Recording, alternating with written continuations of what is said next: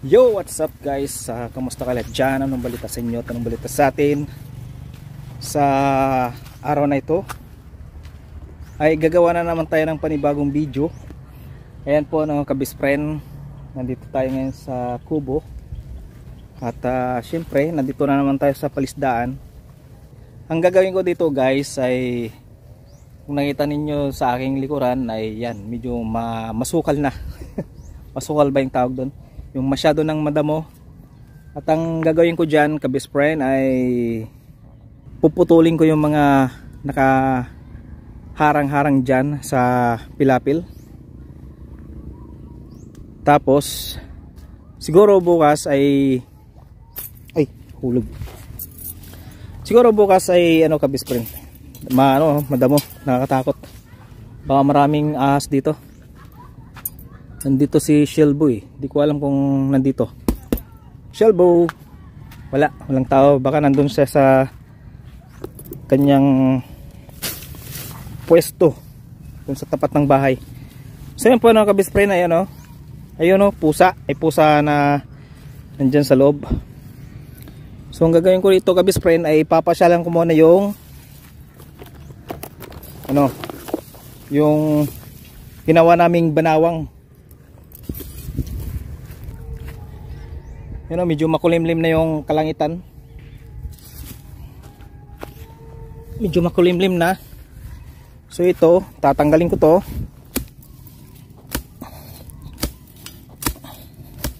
Ito yung tinatawag nga pala na sampalukan ba yung tawag doon? Yung sinasabi na sabi ni yung sa vlog ni Pastor ba yun? Sabi na galing daw yan. Nakakagaling daw yung yung halaman na yan, yung puno na yan. Puno kasi kapag lumaki yan, magiging puno na rin yan. So yan po mga bispre na nagbabalik tayo. Yan. Bali ang mga top ay puputulin ko dahil para malinisan yung pilapil. Yan. Lahat ng mga nandyan, putulin natin.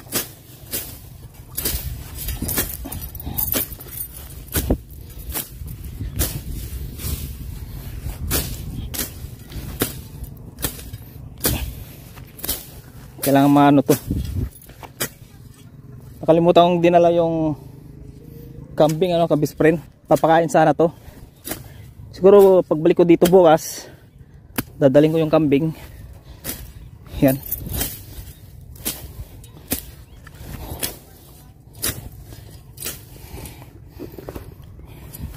Yan.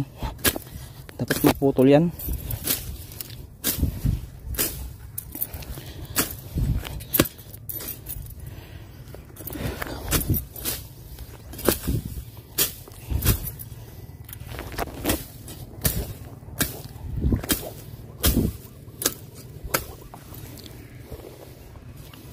Yan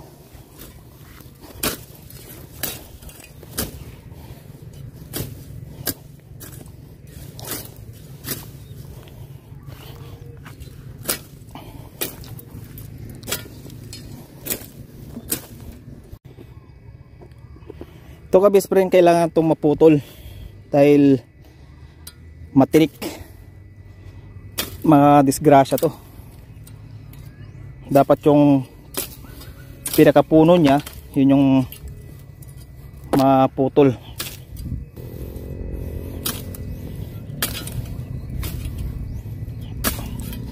Dahil delikado to, daming tinik. Yan. Tapos pagka naputol yan, natuyo, saka susunugin.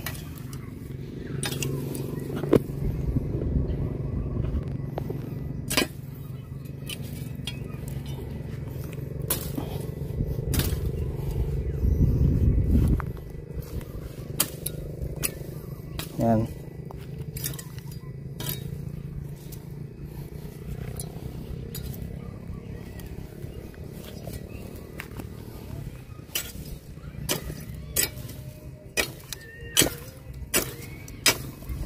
Yung pinakapuno niyan.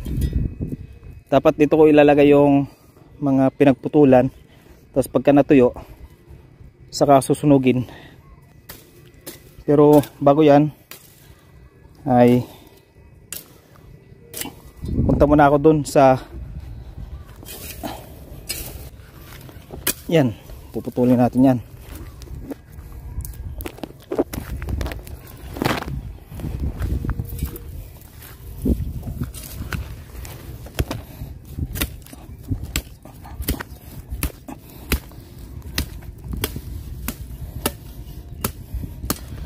Tagal na kasing hindi na pupuntahan to, kabispren, kaya tinutubuan ng mga ganito dahil walang nag-aaskaso. So ngayon tayong naatasan na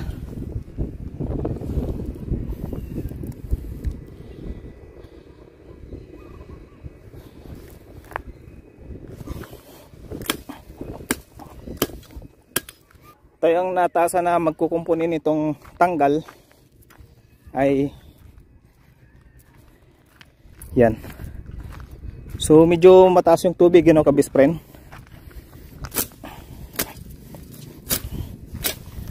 Yan. Lilinisin muna natin to.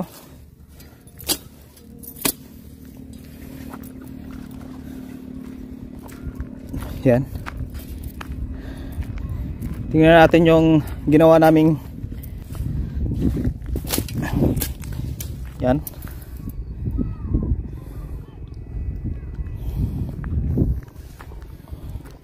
Ayusin ko yung net dyan. Siguro ang gagawin ko dyan, hanggang dito na lang muna siguro. Pag ganyan, kahit na malit lang, hindi na ganyan kalaki dahil no, you know, yung tubig.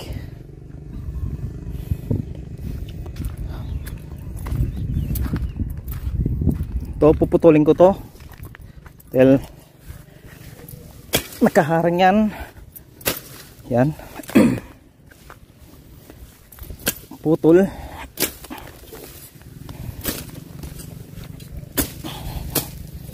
Putulin natin yan.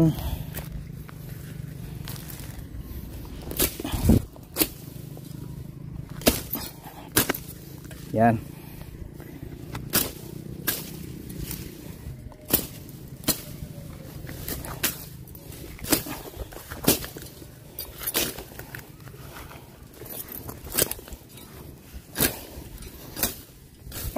Yan. Para hindi natatakpan yung daanan.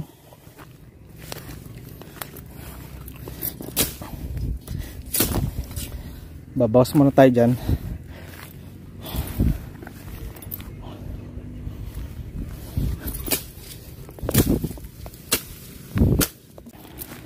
So yan, ano mga kabispren, bali ito na yung yun, no, nasugat pa ako. Ayan. Ito yung ginawa namin nung nakaraan. Mukhang hindi naman siya ganong nasira, pero may mga bakas din siya na ano, na umapaw dito yung tubig. Siguro sa taas nung tumaas, yun, umapaw dyan banda.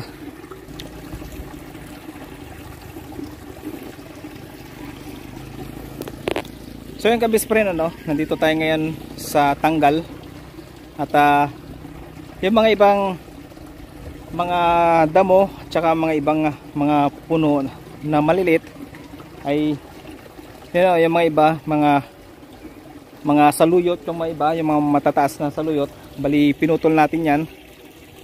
Tapos ito yung tinatawag na sampalukan ba yung tawag doon. Ito yung sampalukan, puputulin ko rin yan para may madaanan yan, para makadaan tayo dyan kapag pupunta tayo doon sa kabila. So ayan, ano mga bispren, samahan nyo ko ano, kabispren, na para putulin yung mga sampalukan hanggang saan yung kaya nating putulin. Yan o, ang dami niya no. Papakain ko sana sa ano yan eh, sa kambing. Bukas, siguro bukas dadaling ko rito yung kambing. O kung hindi ko, kahit hanggang kalahati lang siguro. Yan. Bali, ito, sinarhan. Yeah. Yan. May mga papasok dito na mga isda.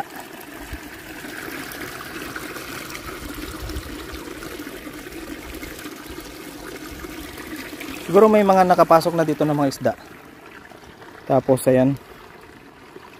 Bali nilagyan lang ng konting harang para hindi maubos kaagad yung tubig. Para yung mga isda na dyan na nakapasok ay hindi mamamatay katulad nung nakaraan na maraming namatay na mga isda dahil kukunti yung tubig tapos naharangan pa ng net doon. Tapos nung nagkaroon ng ano nung araw ganyan nabilad, kaya yun namatay sila dahil sa sobrang init. So yan ano mga kabis friend, bali mag-umpisa na tayo sa paglilinis ng yan, lilinisin ko kahit hanggang kalahati lang. At siguro bukas babalik ako rito ay lahat yan lilinisin natin para yung kambing makain niya to. Yan, makain niya ang mga yan. At tara, samahan nyo ako kabis friend.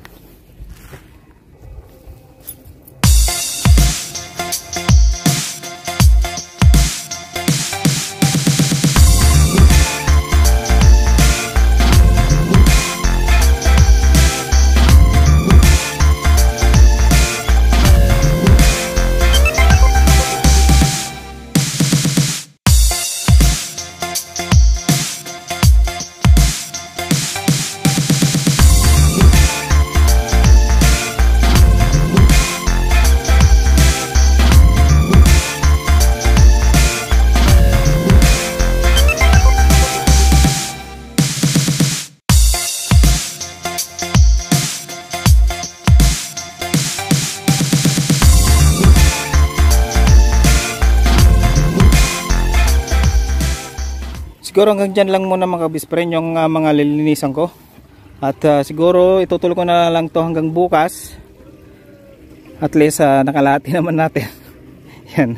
Naputol na natin yung mga iba. Nanginayang din ako sa mga ano dahil pwede pang ipapakain niya sa ano, sa kambing. Yun ano kabispren. So yun ano mga kabispren yung mga yun, may mga ano, may crabs. Yun ano.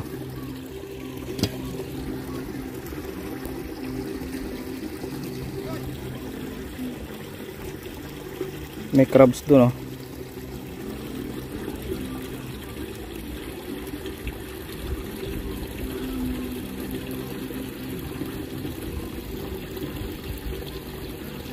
Yan.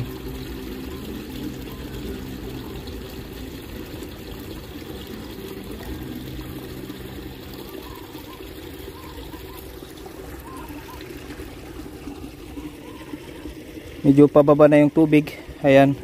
At maraming mga similya na nandun oh. Hindi ko alam kung anong klaseng similya yan. Baka mga tilapia siguro na naman yan.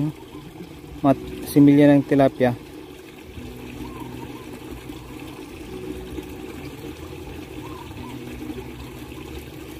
Tsaka yun oh, medyo mga mahaba. Mga similya ng mga bango siguro yan.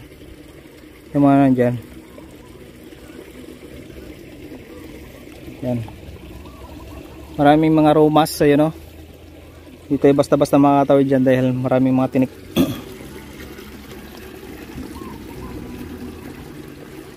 So ayan na mga best friend, bali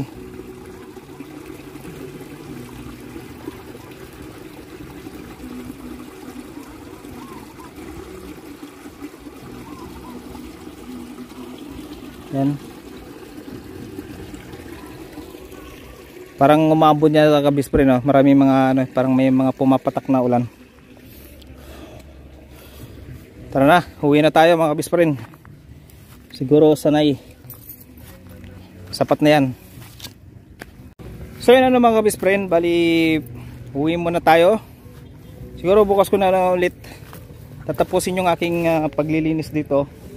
Ito yung mga ayusin ko pa sa susunod na pagbalik ko dahil ito. Kaya dapat yung mga lambat ilalagay dyan, oh. Yan.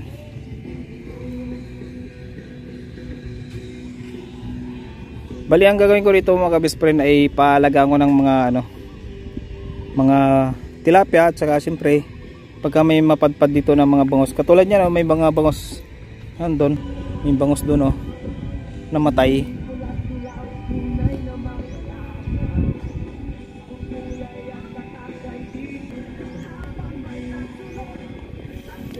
So ayan, medyo lumalakas yung hangin. Yan.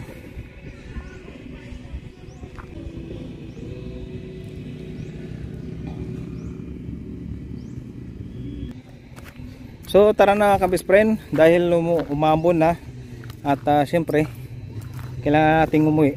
Balikan ko ulit to, lalong lalo na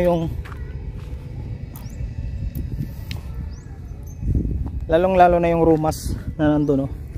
Kailangan matanggal yun, yung yan, kailangan matanggal yun para walang sagabal at para kapag kami ay naglinis o kaya walang mga nakasagabal at hindi kami basta-basta matinik ng mga rumas na yan.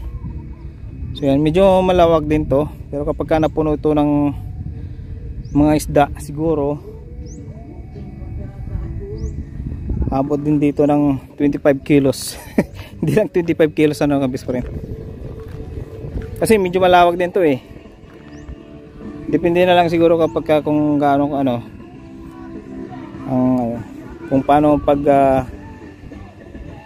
pagpapalaga sa kanila. Kumukulog na. Ito. Tayo kasi yung inatasan na kukumpunin nito kabis friend dahil hindi na ganong kaya ni tatay na magbantay dito sa palisdaan, mag-aasikaso nitong palisdaan. Siyempre sayang, uy, nakakatakot.